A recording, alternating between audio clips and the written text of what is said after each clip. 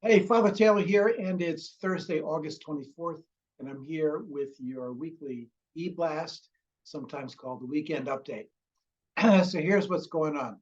Tomorrow, Friday, August 25th at 10 a.m., is the memorial service and service of Thanksgiving for Penny Putnam.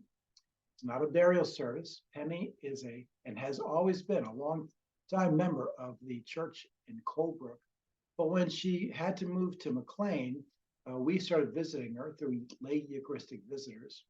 And then during COVID, when we went to the 8 and 8 services for prayer on Zoom, Penny was able to come twice a day. She had more exposure to church and our church folks during COVID and because of COVID than ever before. And we found out that, man, she was a strong person with a great story and a person of deep thought out faith. So she was really a treasure for us. And so that service is tomorrow at 10 o'clock with a reception following. Also, let you know, remind you that Bishop Marcus Dogo is among us on Sundays. He is here studying at University of Hartford. Bishop Dogo is, to me, not just any bishop, but he's a bishop on the front line of where the gospel costs everything and every day. What I mean by that is in the part of Nigeria where Bishop Dogo is, that is the part where there's tremendous conflicts because of a variety of things, including poverty and then centuries old disputes between tribes, and particularly between Nigerian Christians and the Fulani, which are kind of like, think of the distinction between the people that were growing farms and the people who had herds. The Fulani are also Muslim and have from time to time, usually about twice a year or more, have come through neighborhoods armed and have simply killed people to create terror and to try to drive people out. So Bishop Dogo ministers in a life and death situation every day. When I asked him one time about his own safety, he said, "What should we leave?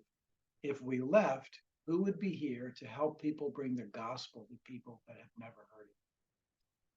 So different kind of bishop, different kind of guy, very clear about what Christian ministry is all about. So please greet him when you see him. He's at the 9:15 services for the most part. One of the things we'll be doing with the bishop while he's here is we hope to begin pretty soon to have some discussions and some coffee around the Africa Education Partnership. I got my little card right here. And so the Africa Education Partnership, some of you have been around for it. You're like, oh yeah, we know all about that. It's not Kateri. It is about building schools in these regions of Kafanchan and beyond, where Bishop Dogo and Bishop John are. And so the impact of a school in a region like this is monumental. It's not just like, oh, people get to have some education. Is the education's like another life and death issue. How do you know about vaccinations or healthcare, or how do you read a prescription if you haven't been to school?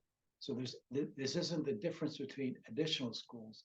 This is a place where there are no schools. So there's lots of kids, beautiful kids, but no schools, except for the fact that you can partner with them and build them.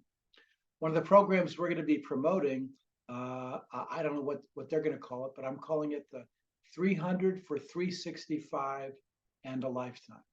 So what does that mean? 300 for 365 and a lifetime. Here's what that means. For $300, you can send a kid to school for 365 days, and that changes a whole life and creates openings for a whole lifetime.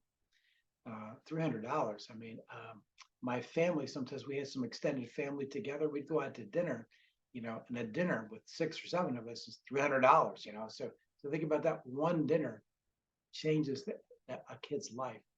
We're going to have some programs where you can look across the pew and team up with some other people, and you can combine with other people for $300. All kinds of ways. But we want to be promoting this. The $300 not only pays for the education, but helps the schools get finished. The schools are some of the only places that have running water, like regular running water toilets, I mean, safety during the day, and where Christian kids and Muslim kids come to school together and grow up together.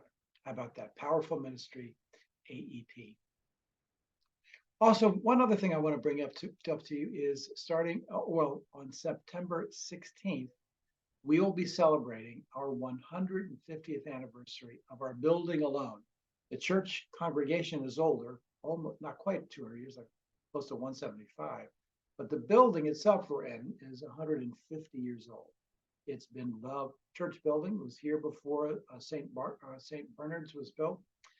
So it's been here as a beacon for like that building, 150 years. I was thinking about this last week, that when that building was finished, there was a time where the congregation's number one issue was the safety of their family members and in the Civil War, then other conflicts, World War I, World War II, times when the factory shut down. The church has been here as a testimony, as a place for Christians to gather, to make disciples, and to reach people with the gospel.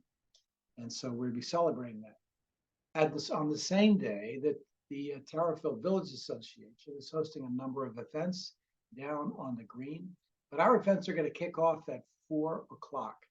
And we're still putting our schedule together, but we're going to have stuff for families, for all your friends, hopefully some live music right in the parking lot, hot dogs and hamburgers, like a real festival.